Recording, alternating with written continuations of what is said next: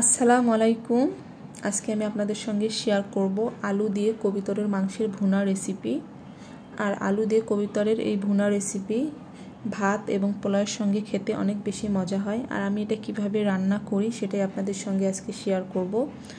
তো এখানে কবিতরের মাংসগুলো কেটে নিয়েছি, একটু বড় সাইজ করেই কেটে নিয়েছি। আপনারা চাইলে আরও ছোট সাইজ করে কেটে নিতে পারেন।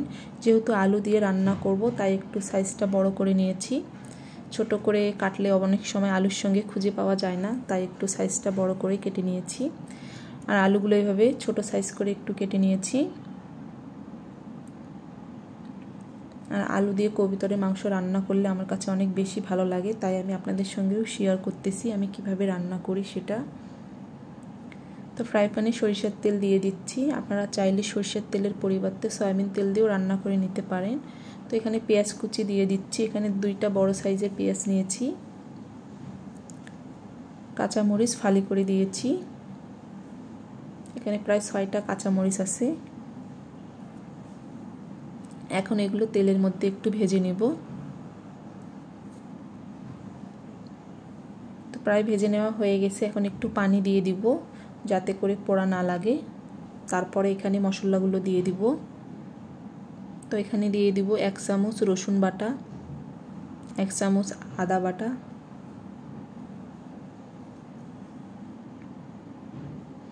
হলুদ গুঁড়ো পরিমাণ মতো,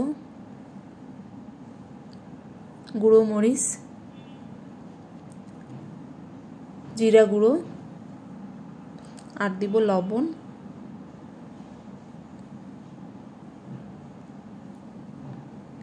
আর এখানে দিব আস্ত মশলা, তেজপাতা, দারুচিনি, লবঙ্গ, সাদা এলাচ এবং কালো এলাচ একটা করে দিয়েছি।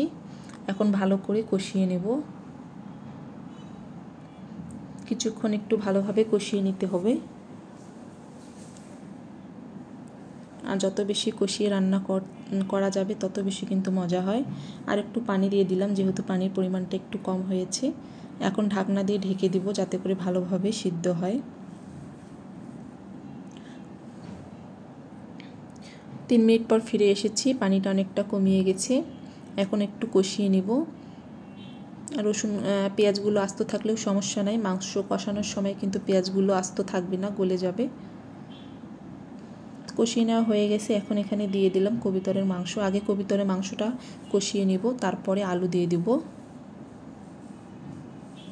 আর যত বেশি কষিয়ে নিয়ে রান্না করা যাবে তত বেশি মজা হবে। কষিয়ে নেওয়া হয়ে গেছে। এখন এখানে আলুগুলো দিয়ে দিলাম। এরপর এখানে কয়েকটা রসুনের কোয়া দিব, এতে করে আরও বেশি মজা হবে। তো আবার একটু ভালোভাবে কষিয়ে নিচ্ছি। আর একটু পানি দিব আর কষিয়ে নিব। তো এখন একটু পানি দিয়ে দিচ্ছি, দিয়ে আবার এটা ভালো করে কষিয়ে নেব। আর কবিতরের মাংসের একটু গন্ধ থাকে, তাই একটু ভালোভাবে কষিয়ে নিতে হবে যাতে করে গন্ধটা চলে যায়। তো কষিয়ে নেওয়া হয়ে গেছে, প্রায় 80% সিদ্ধ হয়েছে। এখন লাস্ট পর্যায়ে আমি পানি দিয়ে দিব যাতে করে আরও ভালোভাবে সিদ্ধ হয় এবং আলু এবং মাংসের মধ্যে মশলাগুলো ঢুকে যায়। এরপর ঢাকনা দিয়ে ঢেকে দিব।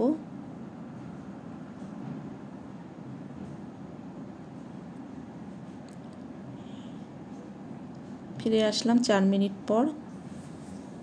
এখন আবার এগুলো কষিয়ে নিচ্ছি। একবারে তেল বাহির করে শেষ করব রান্নাটা, যেহেতু ভুনা রান্না করতেছি। আর কবিতরের মাংস আলু দিয়ে ভুনা রান্না করলে অনেক বেশি মজা হয়। তো রান্নাটা হয়ে গেছে, একদম তেল বাহির করে নিয়েছি। যারা এভাবে রান্না করেননি তারা একবার হলেও আমার রেসিপি ফলো করে কবিতরের মাংস আলু দিয়ে রান্না করবেন, অনেক বেশি মজা হবে। সবাই ভালো থাকবেন। আল্লাহ হাফেজ। আসসালামু আলাইকুম।